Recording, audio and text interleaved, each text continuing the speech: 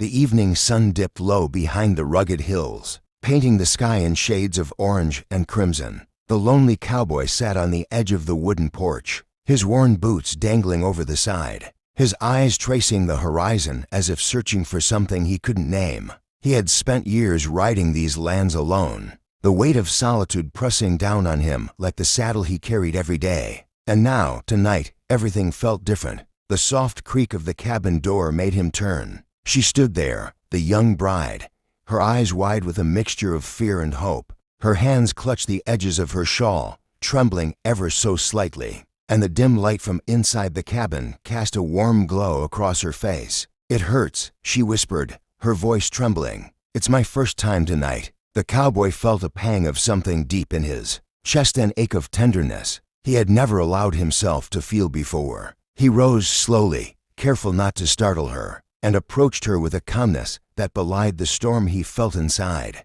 "I know," he said softly, "and I'll be gentle. We'll take this one step at a time." She looked at him, searching his eyes for any hint of deceit or cruelty, and found none. Just an open honesty that made her heart flutter and her fears soften, even if only a little. She nodded, a fragile, hopeful gesture, and let him guide her toward the rocking chairs on the porch. The night air carried the scent of sagebrush and wildflowers, a quiet reminder that the world was bigger than their fears, bigger than the mistakes of yesterday, bigger even than the uncertainty that lay ahead. They sat together, side by side, the silence between them heavy but comforting. The cowboy's large hand hovered near hers, unsure if she would let him take it. She looked at him again, and slowly, ever so slowly, she placed her small, warm hand in his. The contact sent a shiver through her, not of fear, but of connection, of trust beginning to bloom. "I'm scared," she admitted,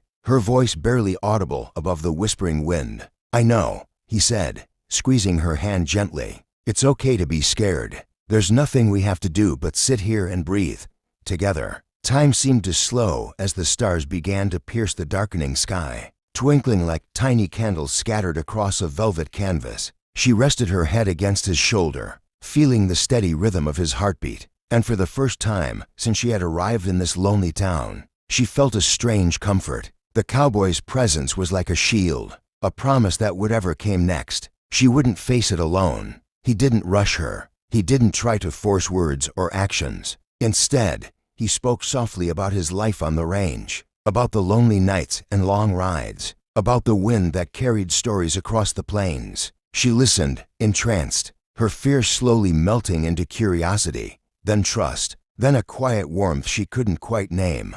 "You know," he said after a long pause, "I've spent most of my life thinking love was something too complicated for me, too dangerous, too painful. But sitting here with you, feeling you near me, maybe it's not so impossible after all." Her eyes glistened with unshed tears. "I never thought I'd find anyone like you," she whispered. "Someone who sees me, really sees me." He smiled, the kind of smile that softened the rough lines of his face and lit up his eyes. "I see you," he said simply, "and I'll keep seeing you every day if you'll let me." The night grew colder, but neither moved. The firelight from the cabin flickered across their faces, highlighting the tender expressions they shared. They talked about dreams and fears, about hope and loss, about the life they wanted to build together. Every word, every glance, every quiet pause wove a bond between them stronger than anything either had known. Hours passed, and finally, she leaned closer, resting her head fully on his shoulder, letting herself be carried by the quiet strength of the man beside her.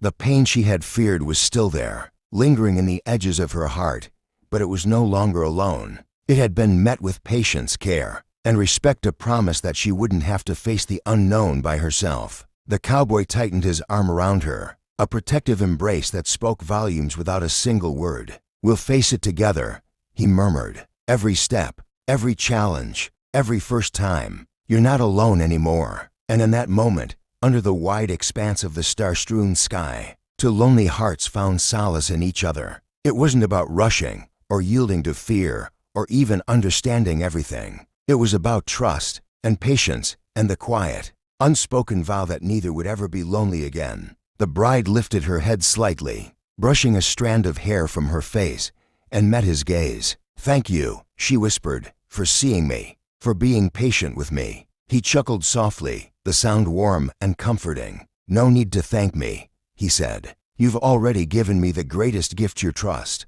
That's all I ever needed." As the night deepened, they stayed on the porch, holding hands, talking softly, and listening to the wind dance through the hills. It was a first night that promised countless more nights of laughter, conversation, and closeness. Nights where love would grow slowly, carefully, like a fire that starts with a spark and grows into a steady, unbreakable flame. And to everyone watching, the cowboy said in his heart, and to the story itself, this is only the beginning. If you want to see more tales of love, trust, and life on the range, subscribe to Wild West Diaries. There's always another story waiting, and you won't want to miss it.